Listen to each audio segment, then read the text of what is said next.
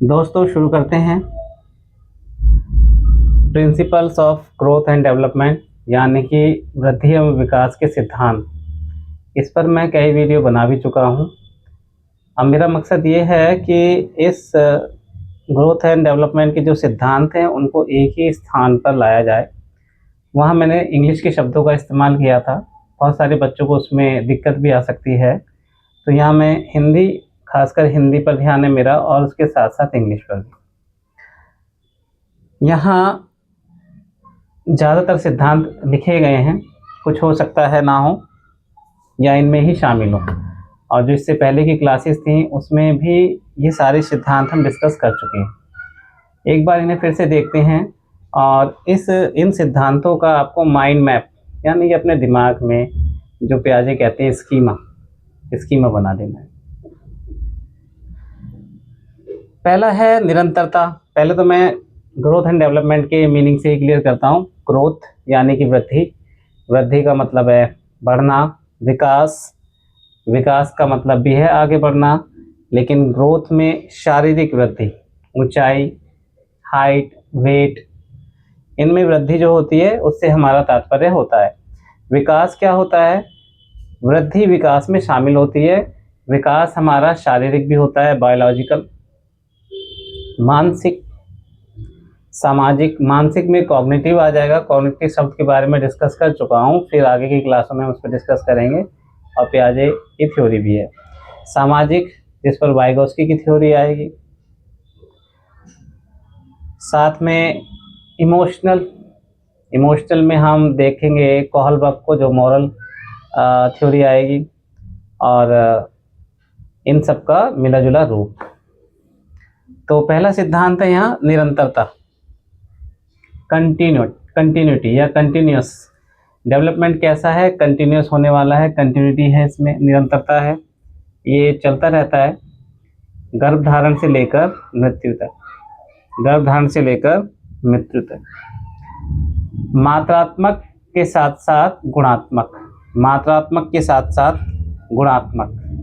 वृद्धि में मात्रात्मक है, क्वांटिटी, और डेवलपमेंट में क्वांटिटी प्लस क्वालिटी। विकास की गति की दर एक सी नहीं रहती। यहाँ इस चीज़ पर ध्यान देंगे, rate of development is not uniform. यहाँ हिंदी में भी आपको ध्यान देना है और इंग्लिश में भी ध्यान देना है। हिंदी में ध्यान देंगे गति की दर, विकास की गति की दर एक समान नहीं होती है। जो बचपन के शुरुआती दिन होते हैं तो विकास तेज होता है, उसके बाद वो धीमा पड़ जाता है, और जब बच्चा एडोलसेंस होता है, किशोर होता है, किशोर अवस्था में उसमें फिर से तेजी आती है, और उसके बाद फिर वो धीमा पड़ जाता है। इस बात को ध्यान रखेंगे। यूनिफॉर्म है, एक समान, एक रूप।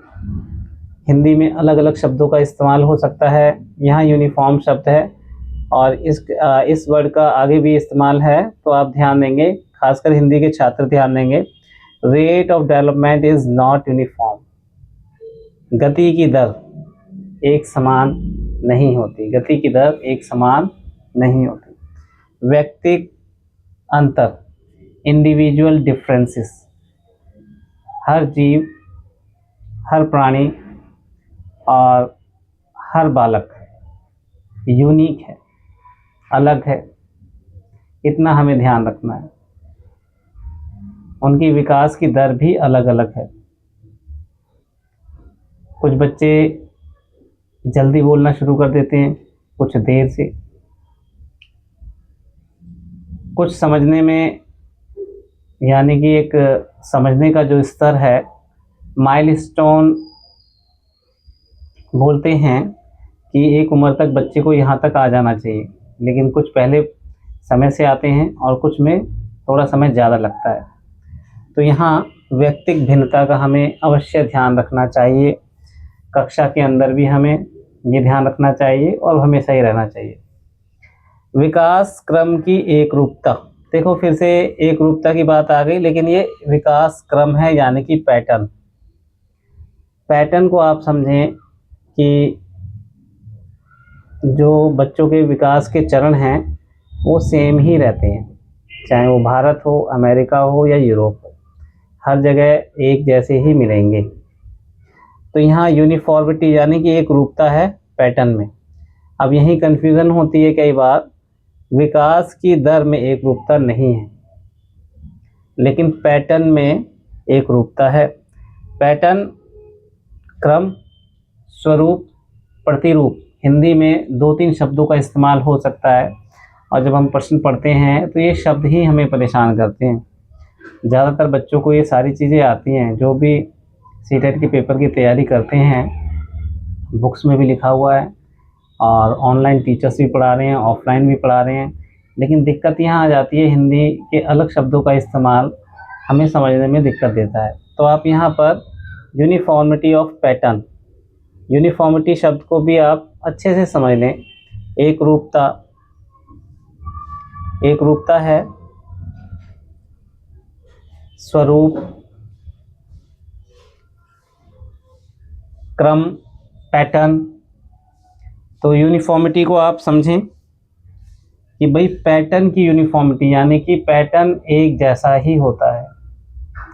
बैठेगा बच्चा, खड़ा होना सीखेगा, चलना सीखेगा, दौड़ना सीखेगा। तो ये जो स्टेजेस हैं वो एक जैसी ही देखने को मिलती हैं पूरी दुनिया में, ना सिर्फ मानव जाति में बल्कि अन्य प्रजातियों में भी पैटर्न एक जैसा ही मिलेगा। नेक्स्ट टॉपिक है, इसमें नेक्स्ट सिद्धांत है विकास सामान्य से विशेष। सामान्य से विशेष, जनरल टू स्पेसिफिक। पहले भी उदाहरण से बताया गया है कि हमारे सामने कोई वस्तु आएगी तो जैसे अगर ये मार्कर है, इसे मैं ऐसे पकड़ता हूँ सामान्य रूप से, बालक भी ऐसे ही पकड़ेगा, लेकिन बच्चा सीधे इस स्पेसिफिक एक विशेष कार्य की ओर नहीं जाएगा तुरंत, उसको समय लगेगा। तो सामान्य से विशेष, एकीकरण।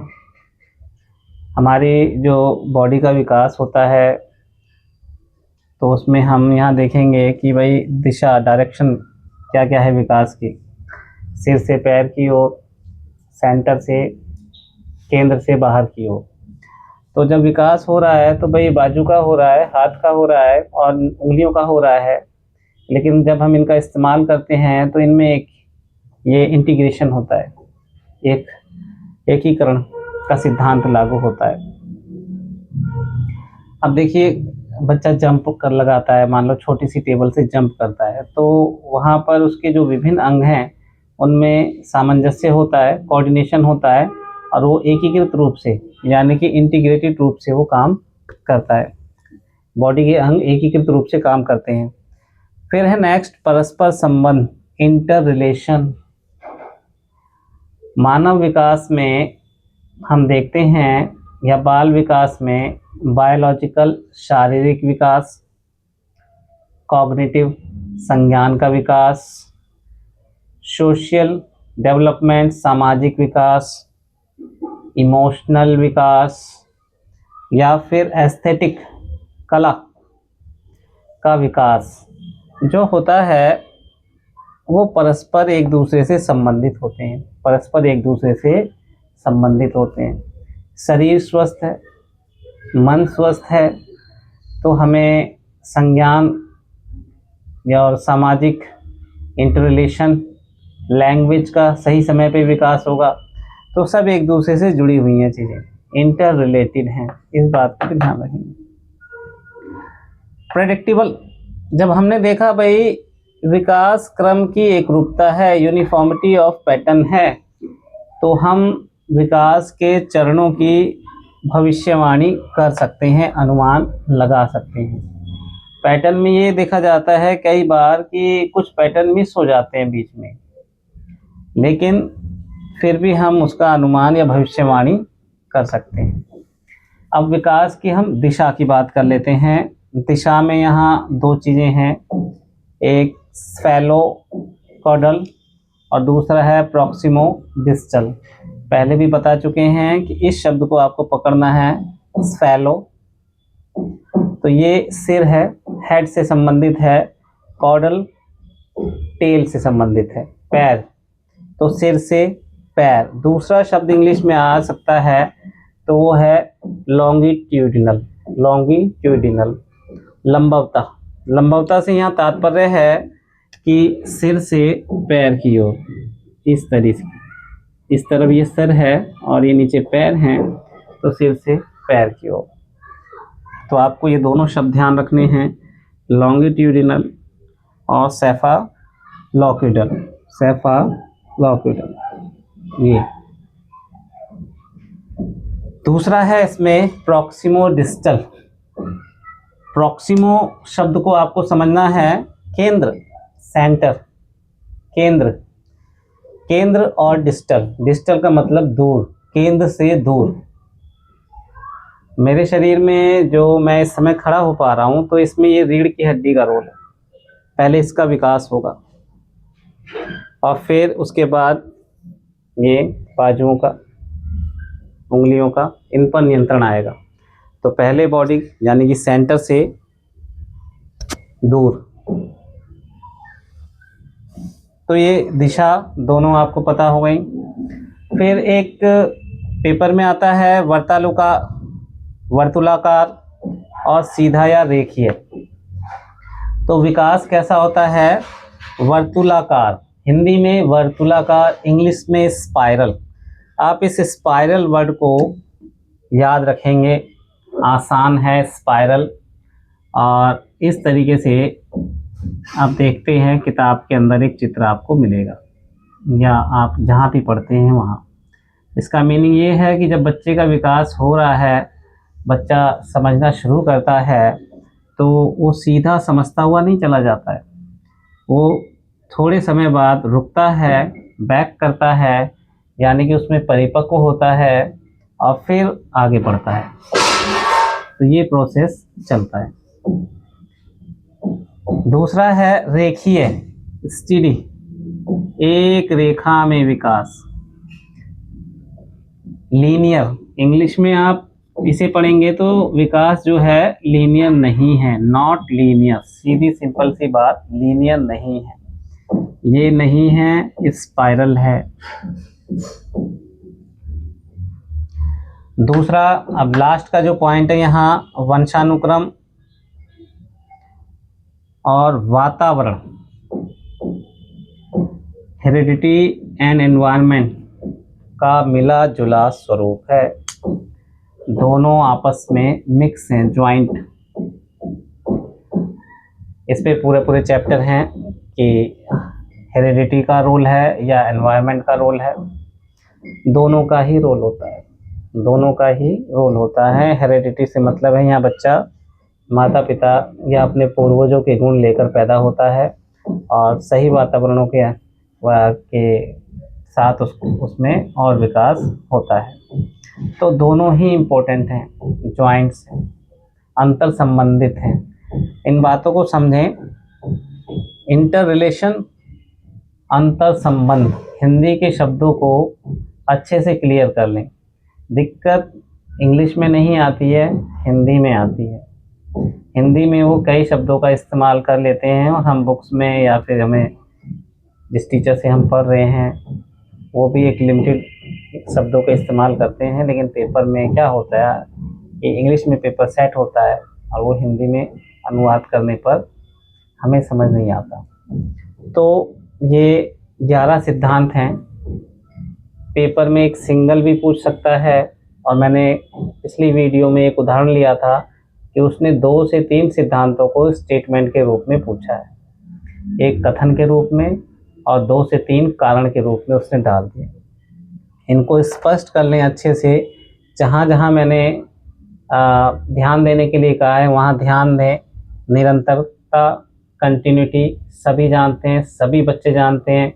बच्चों को कि बच्चे तो विकास कर ही रहे हैं, हम अपने ऊपर भी लें। हम जैसे नए वातावरण में जाते हैं, नई चीज़ें सीखते हैं, तो सीखते ही चले जाते हैं। भाई बचपन में हम आसपास घर में भाई बहनों में फिर आस पड़ोस में, विद्यालय में, विद्यालय के बाद नौकरी ढूंढने में, नौकरी करने के बाद या अपना व्यवसाय करने के बाद उस माहौल में, उसके बाद शादी होती है हमारी, शादी में परिवार में ही फिर नई चीज़ें बनती हैं। तो वो समझते हैं प्रक्रिया चलती ही रहती है। गर्भधारण से लेकर, कहाँ से? गर्भधारण से। इस बात को भी स्पष्ट कर लें क्योंकि ये क्वेश्चन पूछा गया है पुस्तकों में। कई पुस्तकों में तो जन्म से लिखा हुआ है और कुछ पुस्तकों में गर्भधारण से। तो हमें एकदम स्पेसिफिक रहना है कि हमारा आंसर सही हो, तो गर्भधारण से। विकास की गति की दर, इस पॉइंट को आपको ध्यान देना है। गति की दर, rate of development is not uniform. Not uniform क्या है? वो है rate of development. Rate of development. Uniform means एक रूपता। भाई दो बहनें हैं, उन्होंने एक जैसी फ्रॉक पहनी हुई है, उसमें एक रूपता है। अलग अलग फ्रॉक पहनी हुई हैं तो वो एक रूपता नहीं है। इन शब्दों को भी आप क्लियर रखें। एक रूप, एक समान, यानी कि गति एक समान नहीं है। रेट, यहाँ रेट ऑफ डेवलपमेंट, व्यक्तिक अंतर, व्यक्तिक भिन्नता का हमें पूरा चैप्टर भी है, आगे टॉपिक भी है, इस बात को ध्यान रखें। सिद्धांत भी है।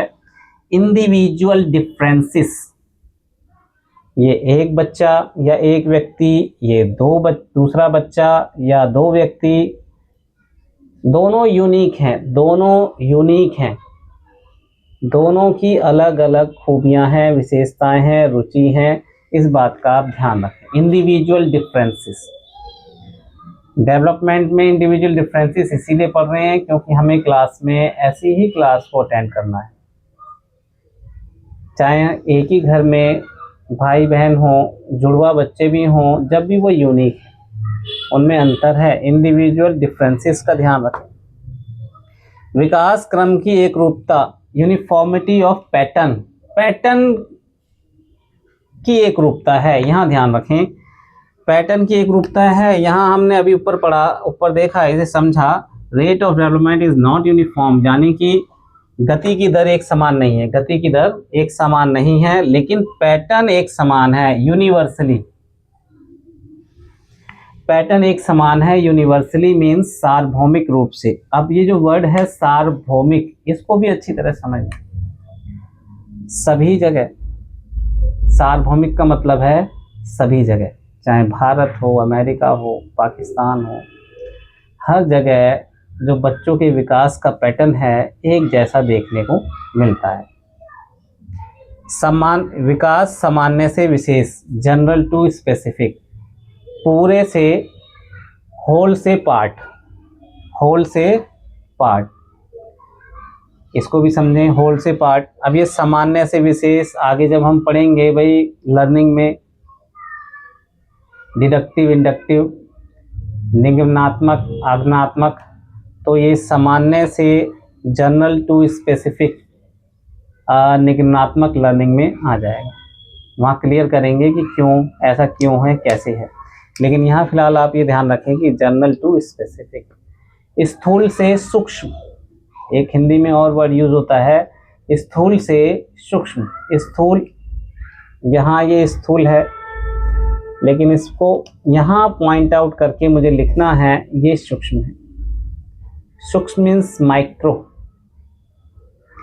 एक पेड़ को आप देखते हैं ध्यान से, वो स्थूल हो गया, और उसके एक पत्ते को देखते हैं तो वो सूक्ष्म हो गया। जनरल टू स्पेसिफिक भी है। इंटीग्रेशन, भाई हमारे शरीर में जितने अंग हैं वो काम करते हैं सब एकीकृत रूप से, इंटीग्रेटेड है, एक साथ जुड़े हुए हैं। मुझे अगर उंगलियों से कुछ लिखना है तो मुझे ये बाजू उठानी है, ये मेरी पूरी बाँह उठेगी, सिर्फ उंगलियां ही नहीं उठेंगी। तो ये इंटीग्रेशन को आप ध्यान रखें। परस्पर संबंधित, इंटर रिलेशंस। विकास, हमें बाल विकास में क्या देखना है? बाल विकास में देखना है कॉग्निटिव, पहला तो बायोलॉजिकल शारीरिक विकास, शारीरिक विकास में ग्रोथ शामिल है डेवलपमेंट में। Cognitive mind, mentally. Cognitive meaning भी मैं क्लियर कर देता हूं अगर कोई इस क्लास को देख रहा हो जिसने ना देखी हो। संज्ञान, संज्ञान थिंकिंग, सोचना, तर्क करना, डिसीजन लेना और अपनी समस्या का समाधान, ये एक प्रोसेस है, ये शामिल होता है संज्ञान में। तो संज्ञानात्मक विकास। फिर एनवायरनमेंट, वातावरण, यानी कि समाज के साथ जुड़ना, इंटरकनेक्टिविटी। सोशल डेवलपमेंट आ जाएगा। इमोशनल डेवलपमेंट, स्वयं से फैसले लेना, लॉजिक के साथ तर्क करना, मोरली डेवलपमेंट आ जाएगा। लैंग्वेज का विकास, एस्थेटिक विकास। तो ये सब आपस में जुड़ी हुई हैं, इंटर रिलेटेड हैं। विकास का अनुमान लगाया जा सकता है, प्रेडिक्टेबल है। दिशा, सेफेलोक्यूडल, सर से पैर। प्रॉक्सिमोडिस्टल, सेंटर से दूर, सेंटर का विकास पहले होगा और उसके बाद दूर का, यानी कि सेंटर पे पहले नियंत्रण करेगा दिमाग हमारा और बाद में हाथ पर, पैर पर। तो इस बात को समझें। सेफेलो यहाँ लिखा है, इसका मतलब है सिर, हेड। अगर मैं सेफेलो बोलूं या आप सेफेलो देखते हो तो आपको हेड समझना है, हेड, सिर। क्वेश्चन अपने आप हो जाएगा। अब ये जो 11 सिद्धांत लिखे हुए हैं, सिंगल क्वेश्चन भी आ सकता है, ज्वाइंट भी हो सकते हैं, स्टेटमेंट में भी आ सकता है। आपको बस ध्यान पूर्वक पढ़ना है और एक एक सिद्धांत को क्लियरली समझना है। अगर आप क्लियरली समझते हैं तो फिर प्रश्न के गलत होने का सवाल नहीं है। कुछ मानवीय भूल एग्जाम में अवश्य हो जाती है, लेकिन आपको इस रूप में कि समझ कर चलें तो ज़्यादा बेहतर है। कीवर्ड या ट्रिक ये हमेशा काम नहीं आती, काम आती हैं, बहुत लोगों को इससे सफलता भी प्राप्त हुई है, लेकिन आप इन्हें समझें। और ऐसा नहीं है कि ये चीज़ें सीटेट में आप पढ़ रहे हैं, ये आपको ना हमेशा जब आप एक टीचर बनेंगे, बेहतर टीचर बनाने में मदद करेंगे। टीचर्स, एक स्कूल में अगर 1500 बच्चे हैं तो वहाँ 60 से 70 टीचर होते हैं, लेकिन वहाँ हमें किसी को जवाब नहीं देना होता, जवाब हमें अपने आप को देना होता है। वहाँ क्लास में हम जब जाते हैं तो बच्चों से इंटरेक्ट होते हैं, एक फैसिलिटेटर के रूप में कार्य करते हैं, तो ये सारे सिद्धांत वहाँ देखने को मिलते हैं हमें। मेरे पास एक एग्जांपल है कि मेरी क्लास में एक बच्चा है जो पिछले 6 महीने से बीमार चल रहा है।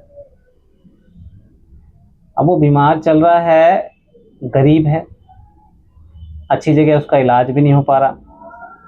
उसके पेरेंट्स से भी बात करी और बच्चा ऐसी स्थिति में भी नहीं है कि वो रोज़ स्कूल आए।